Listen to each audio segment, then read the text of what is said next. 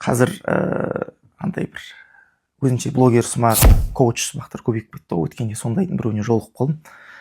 Кванттық дұға үйретемін дейді, немесе ұшатын дұға үйретеді, үй алатын дұға үйретеді, машина алатын дұға үйретеді. Яғни бір сондай бір керемет сиқырлы дұғалары бар олардың.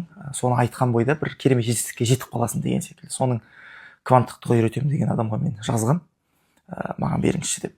Сөйтіп каспи счетын жіберді, 4000 теңгеге кванттық дұға үйретемін деп. Мен жаңағы гарантия бар ма деп, енді не айтады екен деп сұрап жатырмын ғой, гарантия бар ма? Енді ол кісі де жаңағы су жұқпайтын адам екен. Алла себеп, біз тек себебін жасаймыз, қабыл етуші Алла деп. Сөйтіп жаңағы менің ақшам болмай тұр, маған көмектесіңіз, сіздің дұғаңызды үйреніп, қарыздан құтылайын, содан кейін беремін деген секілді сылтаулар айтып едім. Алла береке берсін деген стикер жіберді де құтылып кетті. Яғни осындай болмайтын нәрсемен дінді ортаға салып ақша табатын адамдар көбейіп кетті. Яғни сіздің бір ерекше бір дұға жоқ, соны біліңіз.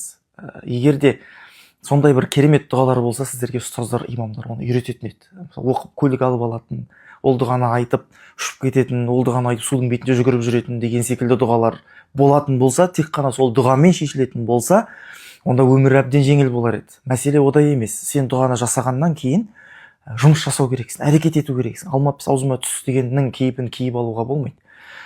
Сол үшін де осындай бір дүмше молдаларға алдана бермеңіздер. Кім көрінгенге 2000 теңгеге, 3000 теңгеге Қағбаның жанында тұрып дұға жасаймын, Қағбаның ішіне кіріп дұға жасаймын, ұшып бара жатып дұға жасаймын деген адамдардың көбі алаяқ болып келеді. Жалпы дұға ол сіз бен Алланың алдындағы бір нәзік нәрсе.